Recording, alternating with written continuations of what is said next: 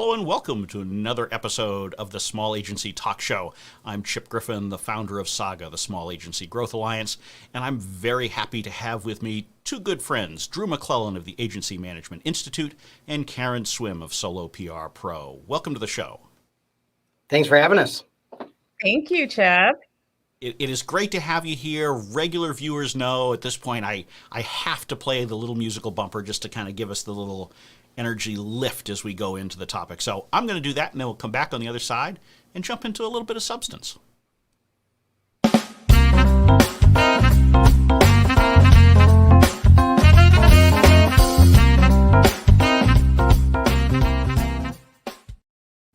And of course, got to do a little bit bad chair dancing for everybody. Yeah, I like it. I like it.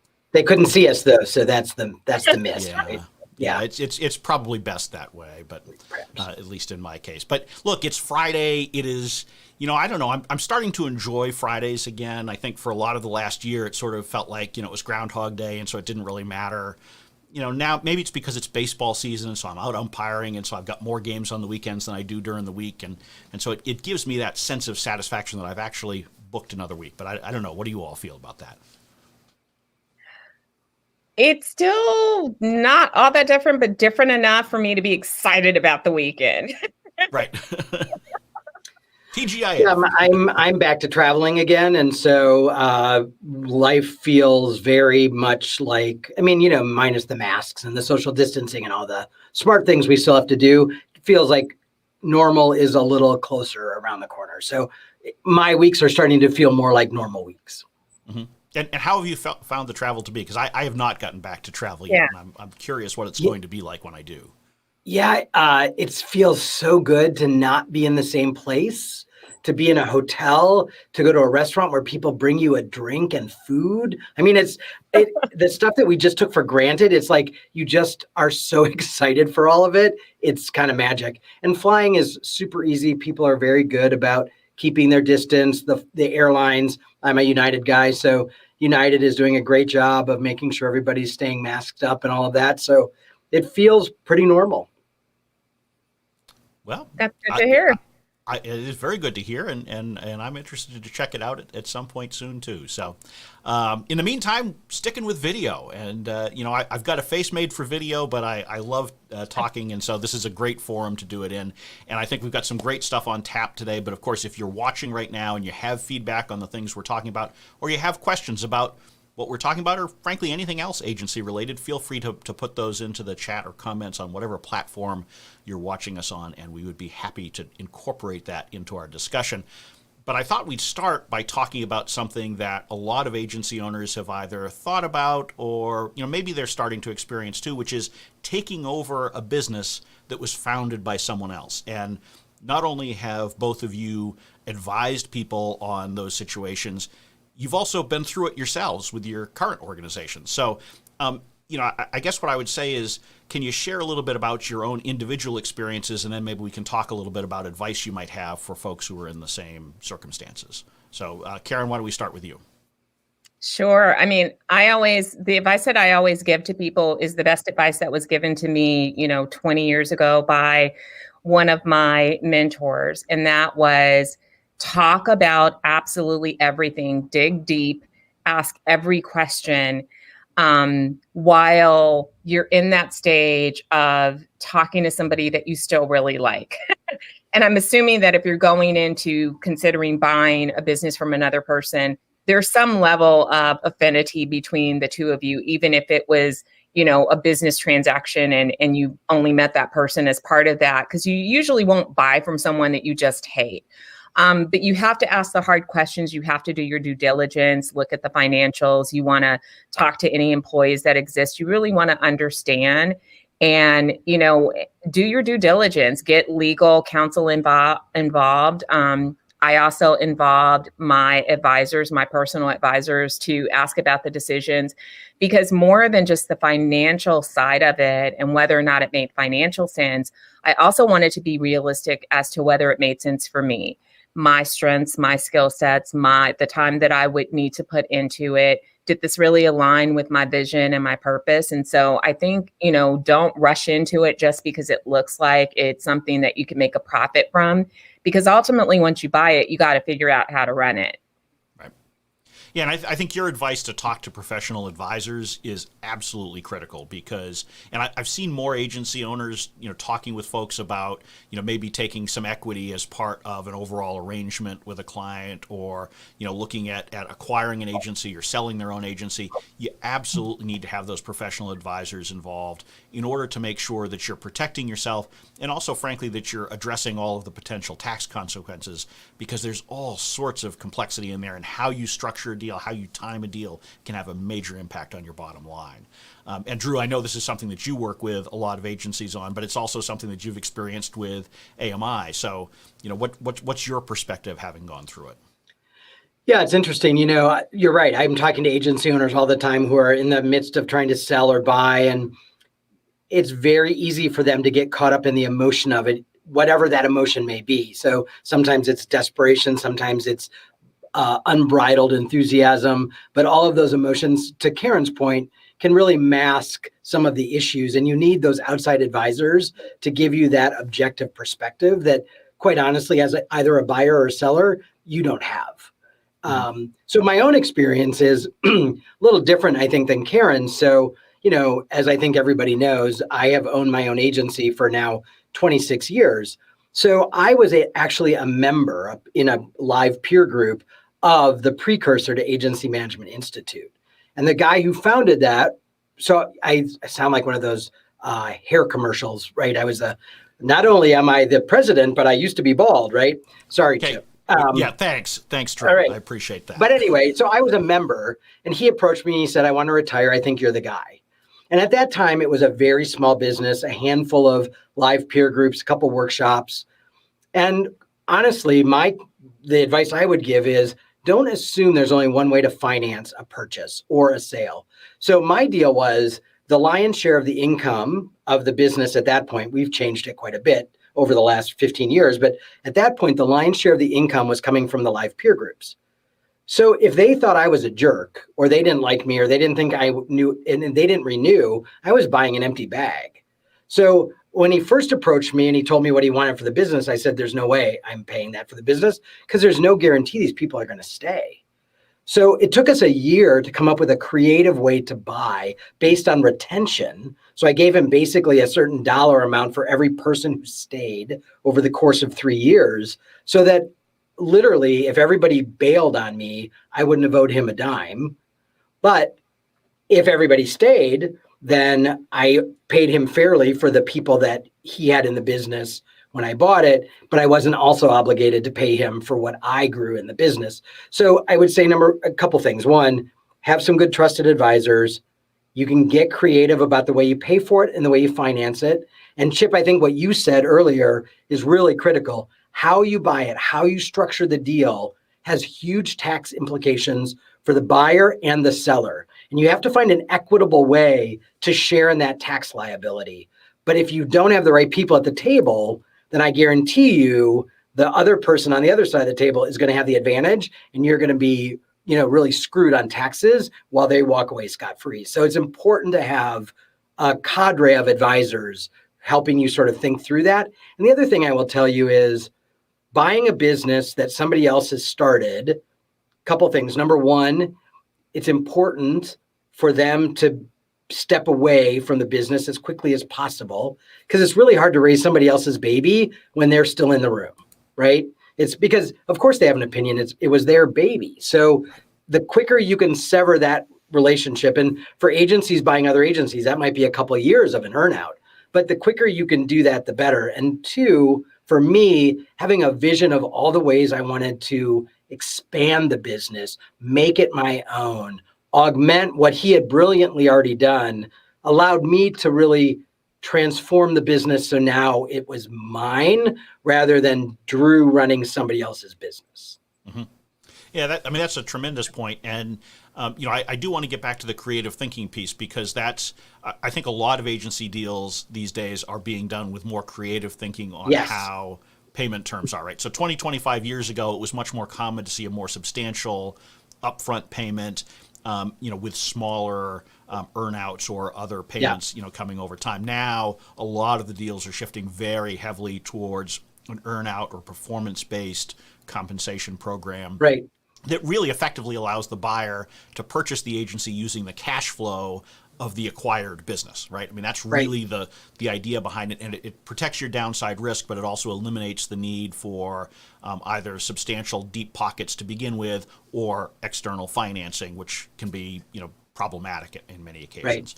So that creative thinking is important, but you need to think about that from both sides of the equation. And one of the key things, if you're the acquired party, is to think about, okay, if I'm tied to these metrics, I need to have some control over them, right? Because I've seen situations where an agency owner agrees to an earnout, but they don't have any control over hitting those numbers. Right. And that's not a good situation to be in. If you're going to agree to be tied to some, future payment that's based on performance, you need to be able to impact that performance. Which gets in the way of separating the old from the new, right? It's a complicated deal, right? So what Karen said about knowing the person you're buying the business from and liking them, because at a certain point in time, even after the business has been bought or sold, you still have to work together for the betterment of the business and for everybody to get out of it what they want. And so, Karen, I think your point is spot on. Boy, you better like them. Right. Yeah.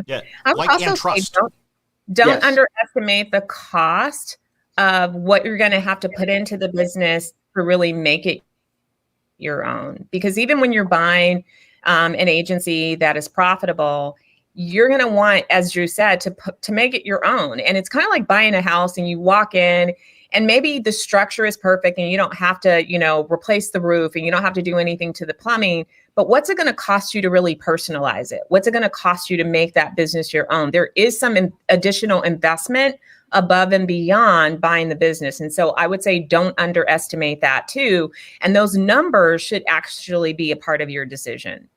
Mm-hmm.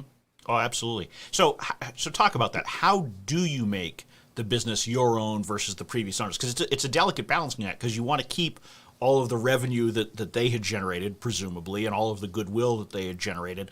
But at the same time, it's unlikely that you think exactly the same way. It's likely that you probably have some new ideas for things you'd like to do. So how do you manage through that transition successfully to preserve the old as well as move to the new?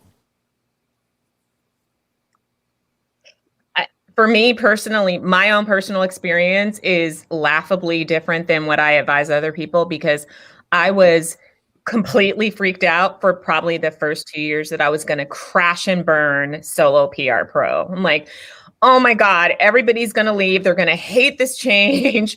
So I just tried to keep everything running. Like, my job is just to keep the ship afloat. And then you sort of settle in. And it didn't really take 2 years. But I think respecting what's been done and somebody's work and it actually, clearly it was successful enough for you to want to purchase it. And so that means that they made the right decisions. For me, I had the great opportunity that I'm still friends with the founder. We're really still very close. And so she is part of my board. And when I had ideas, I was able to go to her, because sometimes your idea is not the first idea. So then I could say, hey, I was thinking this. Is this something that you ever thought of doing? And if she had, she could give me some background on some of the roadblocks that tripped her up, or some of, hey, I tried this. So that was really helpful to me. I realized everyone is not in that position to still have such a close relationship with who they purchase from. But I do think it's important for the brand to not make drastic changes immediately. You sort of have to ease into it over time, the same way that companies acquire other companies. And for the first year, usually everything is pretty status quo, and they start to, make those changes a little quickly in year 2. These days, though, I'm seeing it happen a little bit faster. But yeah, you want to respect the past and build on it, not try to erase everything that's been done, because you'll alienate people and you don't want to lose that brand equity.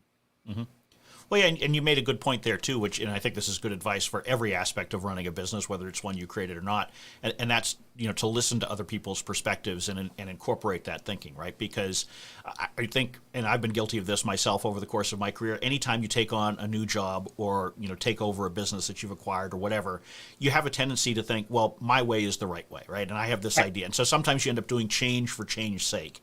And the reality is that there may be good reasons why that wasn't already implemented. And so understanding that can at least give you additional perspective. It may not change your decision, but it can give you, maybe some pitfalls to watch out for or allow you to make some tweaks to make it better. But Drew, why don't you talk a little bit about that transition as well? Yeah. So, like Karen,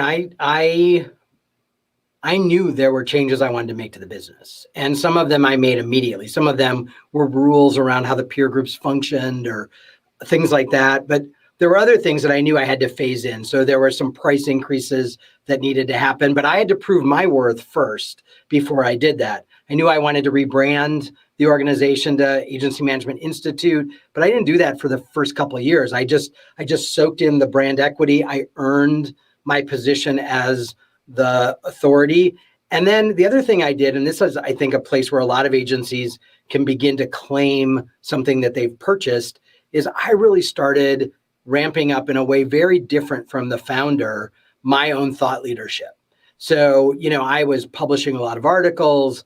Eventually I started the podcast, but that wasn't for a while. But I started really asserting my point of view around owning and running an agency. And I started doing a lot more teaching. I updated some workshops. We added a lot of educational elements. So again, I was sort of strengthening my voice in all through the organization, both as a retention strategy for the clients that were already there, that I wanted to reassure them that they were going to get value from me, and also as an attraction to get more people in. So that if the old people were like, I don't like Drew, I had new customers coming in that would sort of backfill anything that I lost. Knock on wood, we didn't lose a lot of folks, and everybody was excited about the additional offerings. And then they have become, when you do this right and you buy a client base and you transition them well into your ownership, they become raving fans. They become your best marketing. Yeah. Every week I get an email from someone saying, so-and-so, who's a member of one of your peer groups, said, I need to talk to you. You can't buy that. And so again, easing them in slowly allows them to get comfortable with the change. And then, they can grow attached to you. Right. And I think one of the key things you've talked about there is sort of focusing more on addition rather than subtraction in those early changes, right? So, so if you're running an agency, how can you extend your capabilities, increase your offerings, maybe, move into, to new areas. Those are the kinds of things that's the change. It's much easier to bring along and keep your existing base of clients, employees, whatever, satisfied. And then you can work on, okay, what changes do I need to make to that after you've, started to increase the territory and you've built a bit of a buffer, if you will, that if something goes wrong, as you say, Drew, there's something to fall back on. But, Chip, I think you and I both see a lot of agency owners who already have an agency that has a set of services. The agency they buy has specialties that they don't have. So they're buying a web dev shop or a PPC and SEO shop. So now they're able to say to the PPP and SEO folks, hey, we now have all these other things. And they're able to say to their old clients from their original agency, we just added this whole new capability. So again, it is about addition and adding more value to the customers from both sides of the, if you're adding an agency into your existing agency, now you really can multiply what you can offer a client. And, that's a great way to have good, substantial conversations around their business and how you can help them in ways that you couldn't 6 months ago. Right. Well, and I think this is a good place to point out that there are different kinds of acquisitions that take place within the agency space, and particularly for small agencies. You've got, most people tend to think of they got bought by a holding company, but that's the minority of transactions. Most transactions are a slightly larger agency buying a slightly smaller agency for the additional capabilities that it offers, or the additional market that it gets them into. And then the next one would be an employee takeover, right? So Right. Where you've got someone who's headed towards retirement, or otherwise needs to exit the business and is transferring ownership to one or more of the current employees. So those are what you tend to see more in the small agency space, and how you approach them is a little bit different, right? Because if you're doing it to extend capabilities, then you've got your roadmap right off the bat. If you're taking ownership just one for one, and you're not bringing something already to the table, that changes the dynamic a little bit. Absolutely.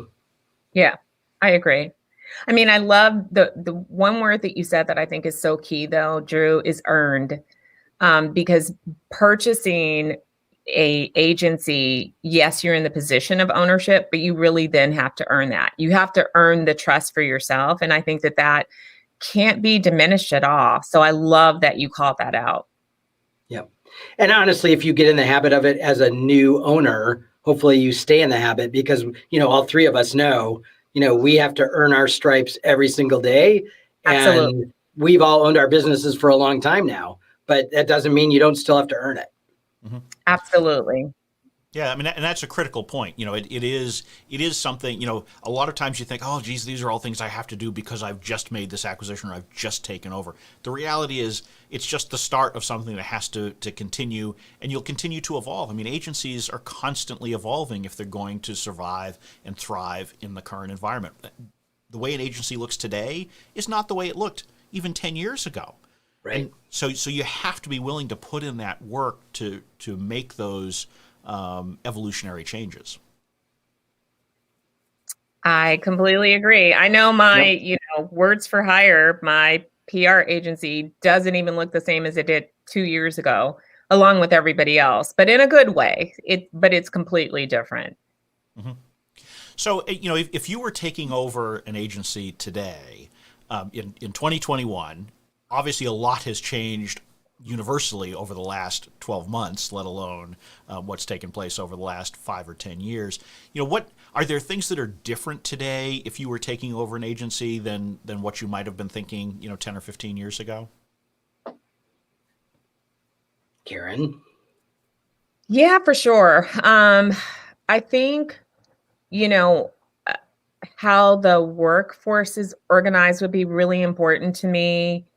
The assets that the agency has would be really important.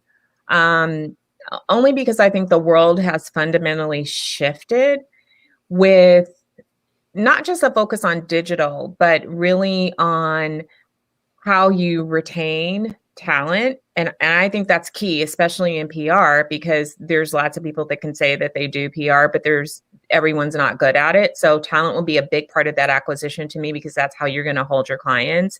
If I were buying an agency, I wouldn't be putting myself in the position of doing all the work. So I would be relying on those people. I think that I would want to see smaller footprints in terms of physical location. I'd want to understand the client base, because I think that's really important to the areas of specialty. Whereas in the past, maybe that wasn't as important. I think it is now, because I'd want to look at those industries that not only have stability currently, but are growth opportunities. So yeah, I think I would be looking at it a little bit differently, and I'd want to understand their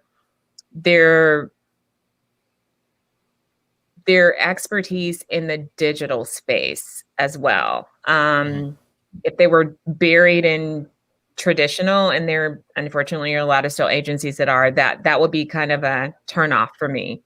Mm-hmm. Well, I think by citing talent, I think that's really important, because my experience is generally when someone's acquiring or taking over the agency business, they think first about retaining clients.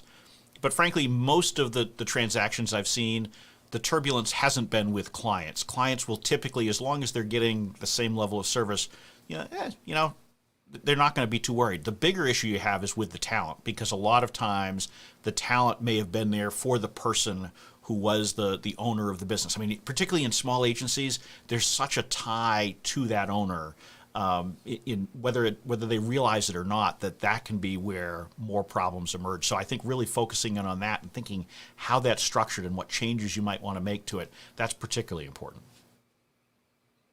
Well, we were talking about timing your changes. It's super important that you time your changes internally, probably with more precision than externally if you're buying an employee base, because they're the one. First of all, we all know that it's not that hard for them to go and get another job somewhere else. So it's not like they're so beholden to you that they'll tolerate anything. They're going to be very much their attitude is going to be like, I'm going to see how this goes, but I'm also going to dust off my resume. So you have to earn your right to be their leader at much quicker than even you have to earn the right to keep the customers. Mm-hmm. And I think a lot of that is around, again, timing changes, but also really understanding that one of the things I've seen, and Chip, I'm curious if you see it too, when I talk to an agency owner that has purchased an agency, they are basing their buying decision on the selling owner's perspective of how much the employees love it and how much the clients love the agency. And in reality, they're wrong in both cases. The employees don't love it as much as the owner thinks, and the clients aren't as stable as the owner thinks. And so the new owner has to deal with things that oftentimes weren't disclosed, not out of deception, but because the selling owner's perception is biased. Well, it's biased, but I think here's the other problem. Generally speaking, when an agency owner sells their business, they're doing it because they've become tired of it for whatever reason. Yeah. And so they've started to disconnect themselves, maybe overtly, maybe subtly from the business, and so they're just not as plugged in. And so it's not that it's not even just that they're biased; it's that they don't know.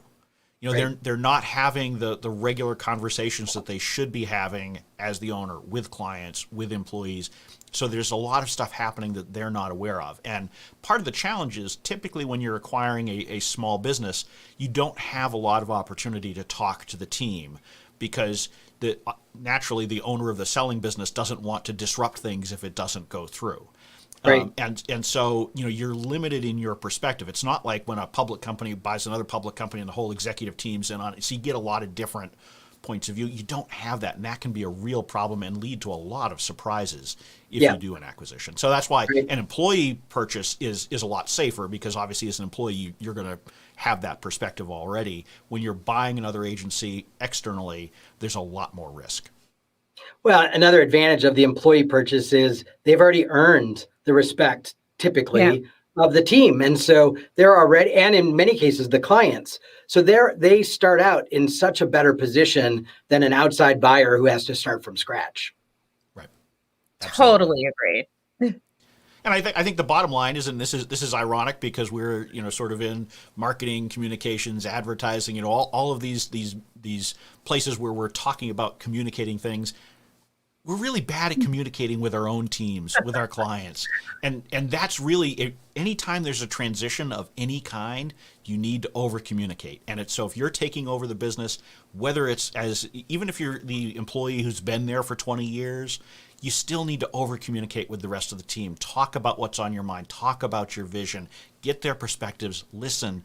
That's so valuable at all times, but particularly during a time of change. I agree. I could not agree more. So with that, I can't believe that we're already at the 30-minute mark here. I think we could probably go on and on for probably 2 or 3 hours on this topic, and maybe one day we will, but today is not that day. If someone wants to learn more about AMI, Drew, where should they go? agencymanagementinstitute.com is the easiest place. And if they just want some free content, our podcast has been around for 5 or 6 years now. Build a Better Agency. You can find it anywhere there are podcasts. That's a great place to start. It is a great podcast. It is a must listen. And when I'm out on my tractor mowing my lawn here in New Hampshire, I am listening to that as one of my key cornerstone podcasts. I do a lot of exercising with people. I golf with people. I mow lawns. I'm a busy guy. I spend a lot of time doing interesting things that I don't even know about. We're going to leave that there, Drew, because now, another podcast that I used to listen to, but I don't listen anymore because I watch it live whenever possible, is the Solo PR Pro podcast by Karen Swim. So, Karen, where should they go to get your podcast and all of your other great resources? They can go to soloprpro.com. There's a link there for the podcast, That Solo Life. And I hope that people will join us next Wednesday at 11:30 because it's our 100th episode. And I'm so excited. Awesome. Can't believe we made it to 100 episodes. Congratulations.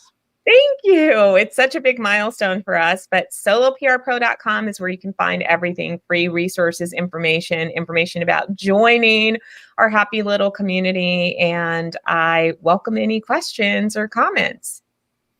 Excellent. So both sites are great resources, also great podcast, great YouTube content.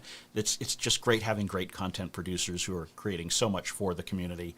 And we will close this show out with the comment that it's hard to envision me on a tractor. I'll be honest, it's a gentleman's tractor. I think of it really more as a riding lawnmower, but technically it's classified as a garden tractor or something. I don't know. It is what it is. I live in New Hampshire. Come on, it's bear country. On that note, thank you all for watching today. If you're watching this live, have a great weekend. If you're watching it on tape, have a great whatever week you're in when you see it. And I look forward to having you all back here next Friday at 12 p.m. Eastern Time when we'll have another great panel discussion on small agency issues. So thank you very much for joining, and we'll see you next time.